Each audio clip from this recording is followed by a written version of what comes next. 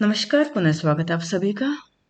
कक्षा 12वीं हिंदी आधार वितान भाग 2 का दूसरा अध्याय जूझ, जिसे लिखा गया है डॉक्टर आनंद यादव के द्वारा। और परीक्षा को ध्यान में रखते हुए आज हम यहाँ पर इस पाठ की त्वरित पुनरावृत्ति यानी कि क्विक रिवीजन करने जा रहे हैं। ये पाठ मराठी भाषा के प्रख्यात कथाकार डॉक्टर आनंद यादव के बहुचर्चित और आत्मकथात्मक उपन्यास जूझ से लिया गया है, जिसमें एक किशोर के शिक्षा प्राप्ति के लिए किए गए प्रयास और संघर्ष को मूर्त रूप प्रदान किया गया है।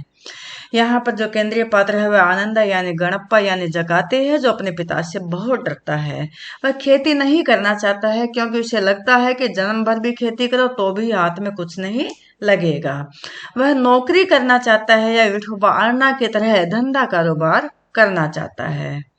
उसके पिता खेती करते हैं और दिवाली बीत जाने पर महीना भर सबसे पहले कोल्हू चलाना आरंभ कर देते हैं, क्योंकि दादा को लगता है कि इससे ईंख की अच्छी खासी कीमत उन्हें मिल जाएगी। और लेखक को भी कुछ मायने में ये बात सही लगती है, क्योंकि जब चारों ओर कोल्हू चलेंगे तो बाजार में बहुत सारा गुड़ आ जाएगा। और क्योंकि लेखक अपने यहाँ पर जो खेत में जो गुड़ बनाया जाता है उसे नंबर 3 स्तर का गुड़ का नाम दे देता है, और जब नंबर 1 और 2 वाला गुड़ आएगा तो नंबर 3 वाला गुड़ उसकी बराबरी नहीं कर पाएगा। तो उसे लगता है कि शायद दादा इस मायने में सही है। अब लेखक पढ़ना चाहता है, आनंदा पढ़ना चाहता है, लेकिन वह अपने पिता से बात नहीं कर पाता है। अपनी माँ को कहता है, क्योंकि माँ भी चाहती है कि वह 7वीं तक पढ़े, लेकिन माँ भी दादा के सामने कुछ नहीं बोल पाती है। लेकिन वह चिंतन करता है और माँ से कहता है कि हमें दत्ताजी राव सरकार का सहारा लेना चाहिए और उनके पास जाना चाहिए। वह अपनी माँ को मना लेता है और उन्हें कहता है कि चलो और वहां जाकर के हम अपनी बात को रखेंगे और शायद इससे मेरी पढ़ाई आगे आरंभ हो जाए। तो दोनों दत्ताजी राव देसाई के पास जाते हैं और माँ उन्हें बताती है कि दादा सारा दिन बाजार में रखमा बाई के पास गुजार देता है, खेती के काम में हाथ नहीं लगाता है और आजादी के साथ गांव भर में घूमना चाहता है।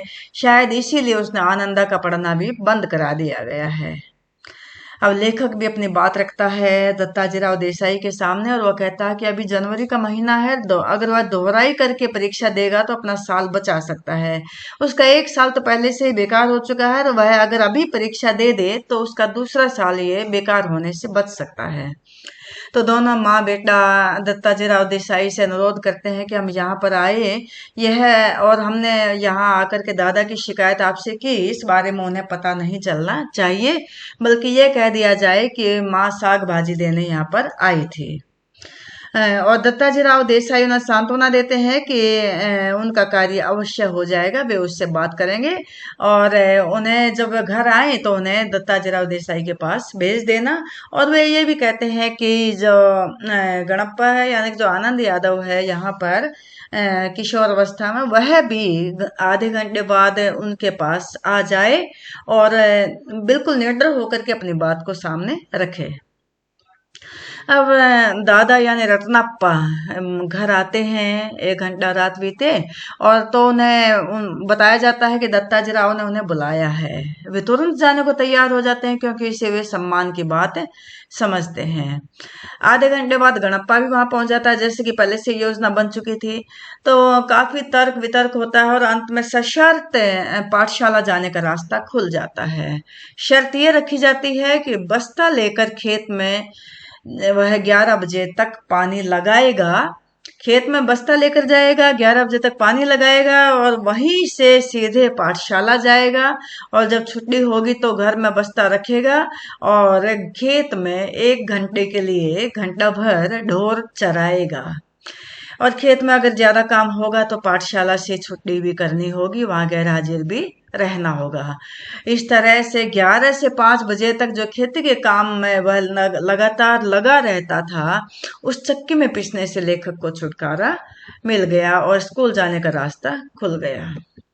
अब वह स्कूल जाता है तो वहां पर क्योंकि एक तो उसके साथ के लड़के आगे चले गए थे, वह अपने से जो छोटी क्लास थी उसमें बैठने के लिए विवश हो गया था, तो अन्य लड़कों के द्वारा उससे पहचाना जाना संभव नहीं हो पाया।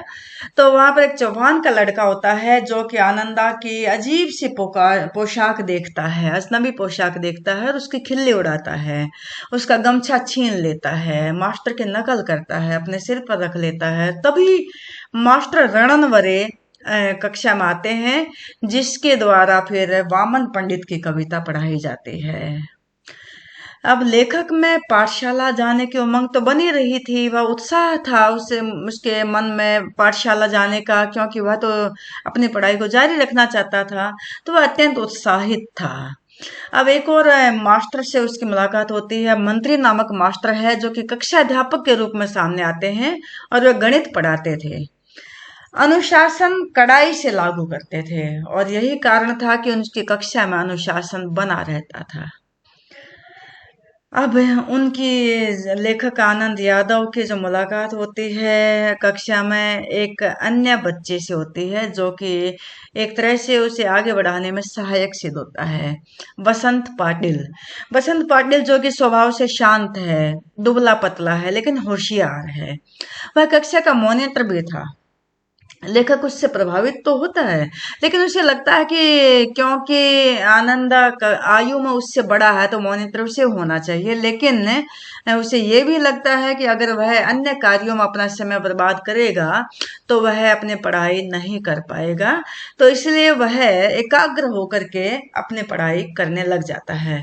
और इसी एकाग्रता के कारण उसे जो गणित है, गणित विषय है, वह भी झटपट पूरी तरह से समझ आने लग जाता है। इससे मास्टर भी उसके प्रति अपनेपन का व्यवहार करते हैं, प्रशंसा करते हैं, और वह बसंत पाटिल से दोस्ती कर लेता है। ये दोनों कारण हैं जिससे कि आनंदा का विश्वास अब पाठशाला में बढ़ने लग जाता है। अब एक अन्य मास्टर से लेखक का परिचय होता है। मराठी पढ़ाने वाले अध्यापक हैं नवा सोंदलगेकर, जो इतने अच्छे अंदाज में कविता पढ़ाते हैं कि लेखक प्रभावित हो जाता है। आनंदा अब पूरी शक्ति लगा करके उनके हाव भाव, ध्वनि, गति, चाल और रस को पीता हुआ रहता है, और सुबह शाम खेत में पानी लगाते हुए या ढोर चराते हुए, मास्टर की नकल करते हुए वह खुल कर कविता गाता है। कविताओं के साथ खेलते हुए आनंदा को दो शक्तियां प्राप्त हुई। एक तो पहले उसे खेत में अकेलापन खटकता था, लेकिन अब उसे ऐसा लगने लगा कि जितना अकेला रहूं उतना ही अच्छा है, क्योंकि अकेले में ऊंची आवाज में गाना, अभिनय करना और नाचना संभव था। पहले तो उसे लगता था कि कोई होना चाहिए मेरे पास जिसके साथ गपशप किए जा सके, लेकिन जब से वह कविता के क्षेत्र में घुस जाता है तो उसे लगता है कि जितना ज्यादा अकेला रहा जाए उतना ही उसके कार्य के लिए, उसके कविता लेखन के लिए अच्छा है। तो उसको लगता है कि इस तरह से वह अपना अभिनय कर सकता है, हाव भाव के साथ कविता को खुली आवाज, ऊंची आवाज में गा सकता है। और जब मैं इस कार्य में लग गया तो लेखक बताता है कि मास्टर ने भी उसे प्रोत्साहित किया, और उसे प्रोत्साहन देने के लिए कभी छठी सातवीं कक्षा के सामने या कभी पाठशाला के समारोह में कविता गाने का मौका दिया।